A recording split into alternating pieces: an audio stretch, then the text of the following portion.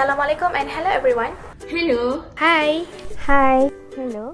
My name is Nur Nazra binti Desa, F19A0168. I am Nur Sabrina Auni binti Muhammad. My matric ID is F19A0300. I am Nur Azima binti Nurdin. My matric number is F19A0271. I'm Nur Alis Naziha binti Muhammad Nazari, F19A0279. My name is Ain Ahmed Ahmad and my matric number is F19A0329. So today we are from Group 3. We present about an incident in the workplace due to hazardous material or situation. There are many things that affect the health of a person, such as his environment, his lifestyle and others. Unknown to many, work is an important determinant of health.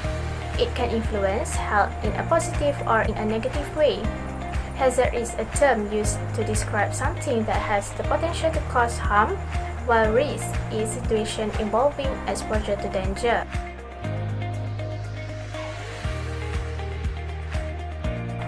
The term incident can be defined as an occurrence, condition, or situation arising in the course of work that resulted in or could have resulted in injuries, illnesses, damage to health, or fatalities. The term incident is used in some situations and jurisdictions to cover both an accident and incident. It is argued that the word accident implies that the event was related to fate or chance. It is usually found that many events were predictable and could have been prevented if the right actions were taken, making the event not one of fate or chance. Thus, the word incident is used. Of course, even the best prepared among us can still fall victim to accidents at work. But to be forewarned is to be forearmed. So here are 10 of the most common accidents and injuries in the workplace.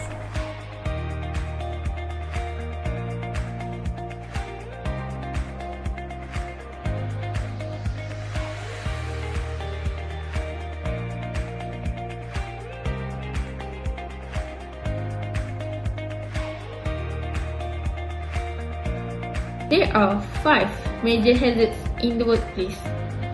Number 1. Biological. Biological hazards pose a significant risk. These include being exposed to hazardous substances and diseases as a consequence of working with animals, people, or infectious plant materials. Number 2. Chemical.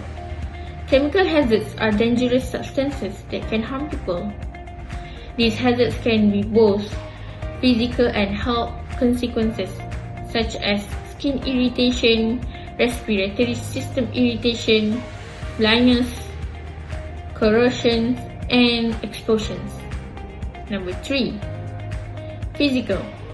Physical hazards are environmental factors that can harm an employee without causing them to come into contact with it, such as height, noise, radiation, and pressure. Number 4. Agronomic. Agronomic hazards affect people whose jobs put a strain on their bodies.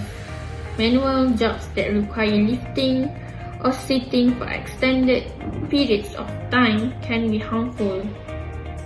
These hazards may not be obvious at first, but it making them much more difficult to identify.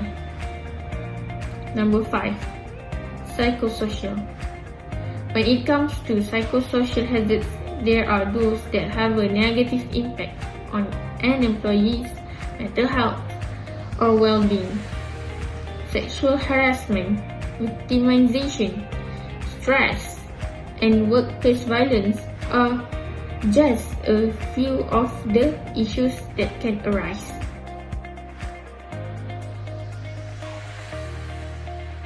There are 6 most common hazards in the workplace as follows.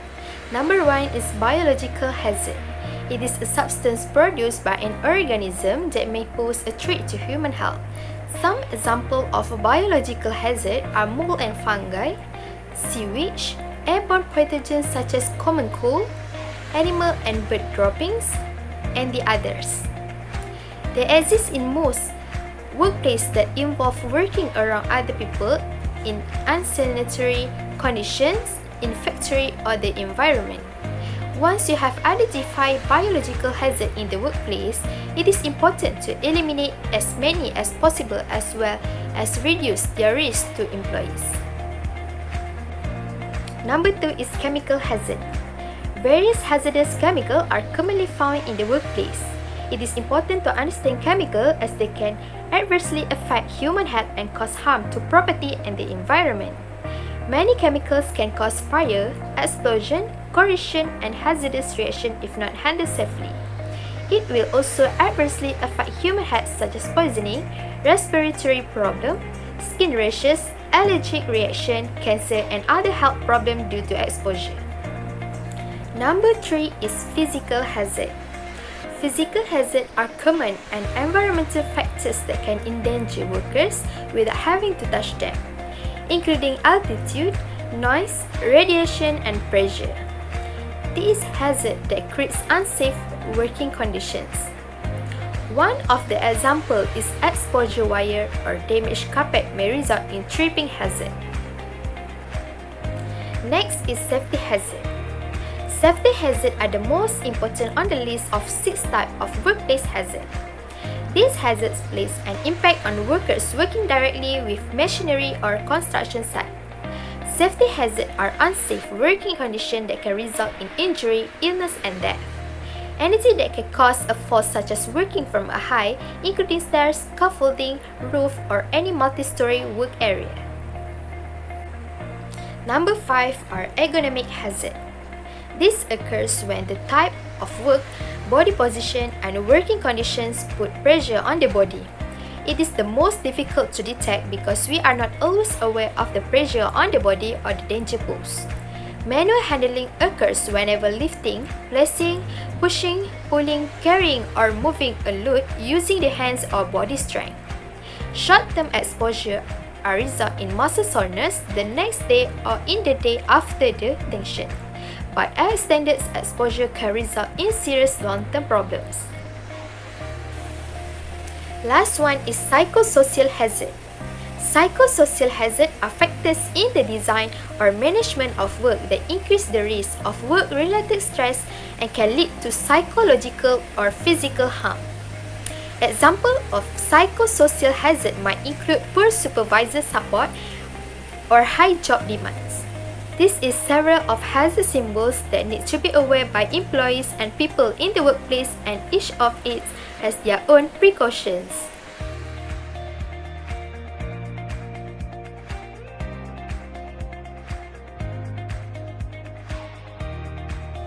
According to the hierarchy of countermeasures, firstly eliminates the hazard.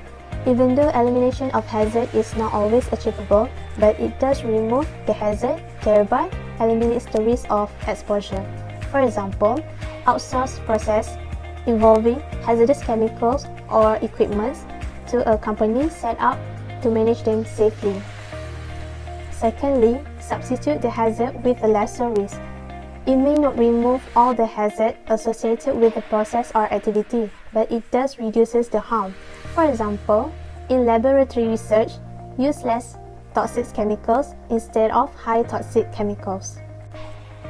If this is not practical, then isolate the hazard.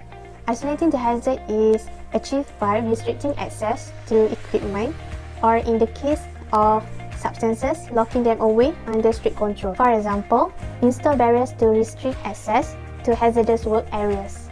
Next, use engineering controls.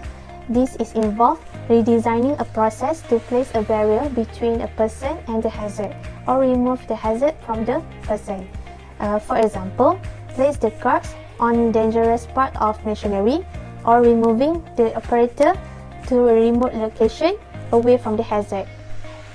Next, use administrative controls. This include adopting SOP, standard operating procedures, providing safe work practices to the workers. The workers must know the risk they are exposed to, the harm that might cause, and precautions that could prevent these harmful effects. And lastly, use the personal protective equipment, the PPE. The PPE refers to the protective clothing, helmets, goggles, gloves, and other garments or equipments designed to protect the wearer's body, from injuries or infection. PPE usually seen as last line defense and usually used with one or more of the other countermeasures. In conclusion, accident was unplanned situation that result in death, illness and loss of properties or product. While there is no way completely eliminate accident, there are some planned action preparation must be do to reduce them. I will tell you some tips how to prevent accident in the workplace due to hazardous material and situation.